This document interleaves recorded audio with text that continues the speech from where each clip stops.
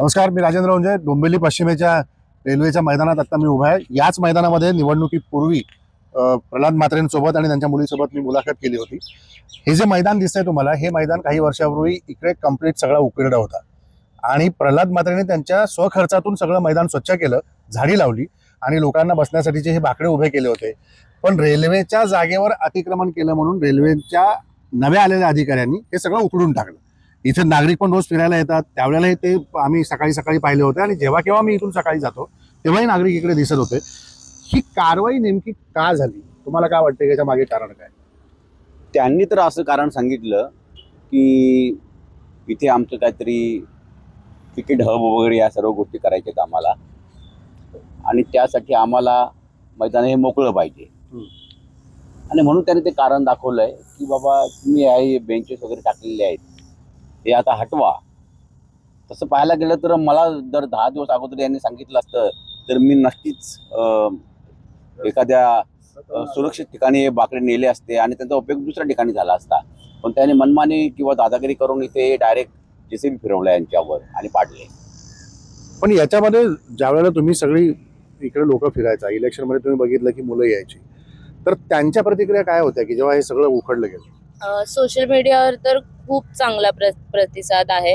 In fact जे खासदार आहेत आपले डॉक्टर श्रीकांत शिंदे सर, त्यांचा सुद्धा पप्पांना पाठिंबा आहे की हे जे झालंय ते रॉंग झालंय. त्यांनी स्वतः यात इंटरफिअरन्स दाखवलेला आहे. त्यासोबत शिवसेनेचे राजेश कदम साहेब आणि माझे काका जनार्दन परशुराम म्हात्रे जे माजी सभापती होते, तशाच नगरसेविका रेखा जनार्दन म्हात्रे यांनी सुद्धा त्यांची जी काळजी आहे या जागेवरची ती दाखवली. पण सोशल मीडियावर जर तुम्ही पाहिला ना तर एकदम म्हणजे ज्यांचं नाव नसेल जरी ना त्यांच्यावर हे आळ गेलं जात आहे. आणि मला असं वाटतं की एका एका म्हणजे लिमिट पर्यंत ते राईट सुद्धा असेल, कारण की डोंबिवलीत इतक्या इल्लीगल गोष्टीज आहेत. अख्खी डोंबिवली असं बोलायला गेलं तर इल्लीगल गोष्टींनी भरलेली आहे, त्याकडे तुमचं लक्ष जात नाहीये. पण इथे जे नागरिक आणि मुलं ह्या गोष्टीचा चांगल्या गोष्टीचा वापर होतोय, जे कमर्शियलाइज नाहीये. फर्स्ट ऑफ ऑल जिथे तुम्ही बघाल की नगरसेवक प्रल्हाद म्हात्रे इथनं तुमच्याकडनं कुठलाच निधी किंवा बसायसाठी पैसे घेत नाहीयेत आणि तुम्ही त्यांच्यावर कारवाई करतायत. मला असं वाटतं की प्रशासनाला याकडे लक्ष देणं गरजेचं आहे, कारण की मग त्यानंतर प्रल्हाद म्हात्रेंसारखे नेतृत्व होणं शक्य नाही. इथे बरेच नागरिक पण सकाळी फिरायला येतात. मला काका तुम्हाला विचारायचं आहे, तुमचं नाव काय? मी सोमनाथ भामरे. किती दिवस इथे फिरताय तुम्ही? मी गेले 10 वर्षापेक्षा जास्त झाले. आधीची परिस्थिती काय होती आणि आता काय आहे? खूप मोठं अंतर आहे, खूप मोठं अंतर, म्हणजे सांगता येणार नाही एवढं आत. इथे जे उभे आता उभे राहू शकत नव्हतो, म्हणजे वासानी पण आणि उभे राहायला जागा पण नव्हती. एवढं मोठं अंतर की जिथे आज आरामात उभं राहू शकतोय, शुद्ध हवा घेऊ शकतोय सकाळी संध्याकाळी. बरोबर. पण आता ही सगळी कारवाई झाली आहे, इथे तुम्हाला फिरल्यानंतर बसायला जागा होती इकडे, तर अशा याच्यात काय वाटतं तुम्हाला की हे कारवाई केली रेल्वेनी, त्याच्या मागे रेल्वेनी काय विचार करायला पाहिजे होता? कारण म्हणजे ही जागा अगदी नागरी वस्तीपासून जवळ आहे आणि ही जागा स्वच्छ असणं प्रल्हाद म्हात्रेच्या लक्षात आल्यामुळं ही जागा त्यांनी स्वच्छ केली. केवळ या परिसरात राहणारे जे नागरिक आहेत, या सर्व नागरिकांना मिळणारा जो श्वास आहे या ठिकाणी चांगल्या प्रकारे मिळावा. आणि या ठिकाणी दररोज जाणं येणं स्टेशनला इथून पब्लिकला जावं लागत होतं, पण इथे जाता येता नाक धरून जावं लागत होतं आणि मग लोक परेशान व्हायची. ही परेशानी साहेबांच्या लक्षात आली आणि म्हणून ते स्वच्छ करण्याचं धोरण त्यांनी मनातल्या मनात स्वीकारलं आणि ते स्वखर्चाने स्वतःच्या पैशाने या ठिकाणचा परिसर स्वच्छ करण्यासाठी त्याने एक विडा उचलला आणि एवढं सुंदर परिसर केलं. छोटी मोठी झाडं लावली. रोज संध्याकाळी इथे झाडाला पाणी घातलं जातं.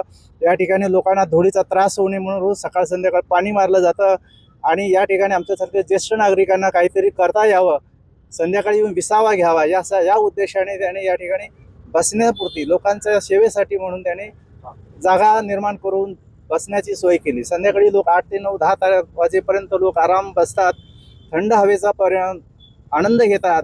आम्ही दररोज ही सगळे योगा ग्रुप आहोत. हे योगा ग्रुप सकाळी 6 ते 8:30 वाजेपर्यंत या ठिकाणी आम्ही योग करतो. स्वतः आम्ही तिथे योग शिक्षक म्हणून काम करतोय आणि या लोकांना आरोग्य चांगलं राहण्यासाठी आणि आपलं आरोग्य सुधारण्यासाठी या ठिकाणी मोठा फायदा होतोय. म्हणून ही जागा अशीच स्वच्छ राहणं आणि या ठिकाणी बाकडे असणं अत्यंत गरजेचं आहे.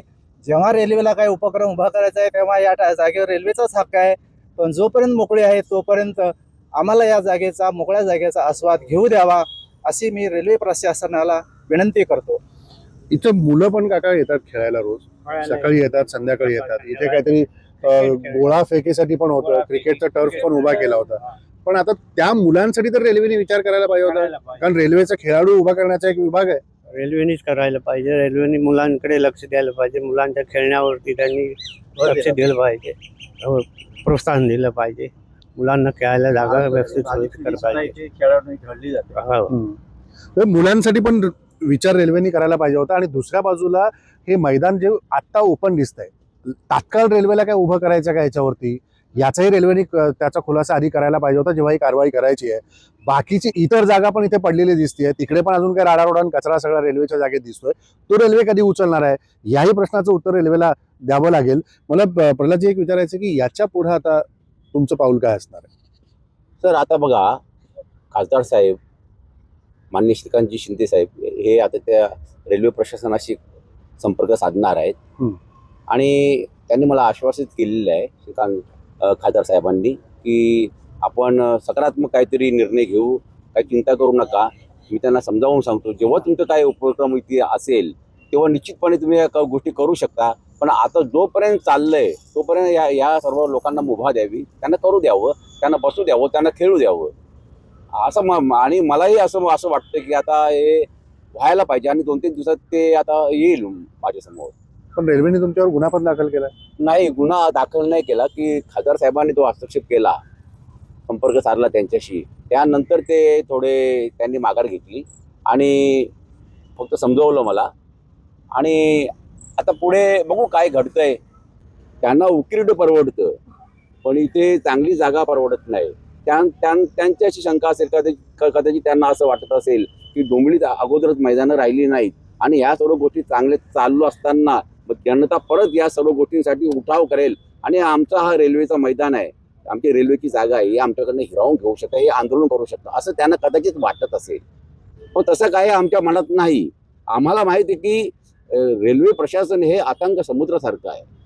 तिथे आम्ही मात्र तीळ मात्र आहोत, तिथे काही करू शकत नाही. पण त्यांना ज्या कुशंकेने ग्रासलेलं आहे त्यांचं निरसन होणं आता फार महत्त्वाचं. बिलकुल, एक अगदी योग्य मुद्दा तुम्ही उपस्थित केला आहे की रेल्वेने जेव्हा ह्याच्यावर कारवाई करण्यापूर्वी स्थानिक प्रशासन असेल, स्थानिक लोकप्रतिनिधी असतील, यांच्याबरोबर चर्चा करून जर मार्ग काढला असता तर हा प्रसंग किंवा हे बाकडे तुटलेले आज आपल्याला दिसले नसते. कारण शेवटी देशातलं कुठलंही काम प्रशासनाचं, लोकप्रतिनिधींचं एकमेकांच्या बरोबर बसून चर्चा करून जर मार्ग निघाला तर जनतेला त्याचे मार्ग अधिक चांगल्या पद्धतीने उपलब्ध होऊ शकतात, जागा उपलब्ध होऊ शकते आणि खेळाडूसारख्या तरुण मुलांना इथे वावरत असताना भविष्य घडवण्यासाठीची संधी मिळू शकते. त्यामुळे रेल्वेने पुन्हा एकदा याचा विचार केला पाहिजे. जागा रेल्वेची आहे, मान्य आहे, पण पडीक जागा ठेवण्यापेक्षा त्याला नंदनवन कसं करता येईल हे जर स्थानिक लोकप्रतिनिधींना बरोबर घेऊन केलं तर याचा फायदा रेल्वेलाही होईल आणि स्थानिक जनतेला पण होईल. कदाचित रेल्वे या मुद्द्यांचा विचार करेल आणि झालेल्या पत्रव्यवहाराला पुन्हा पाठपुरावा करत एकदा चर्चेचे मार्ग मोकळे होतील आणि पुन्हा एकदा इथं झाडी फुललेली दिसेल आणि लोक वावरताना दिसतील अशी आशा करूया.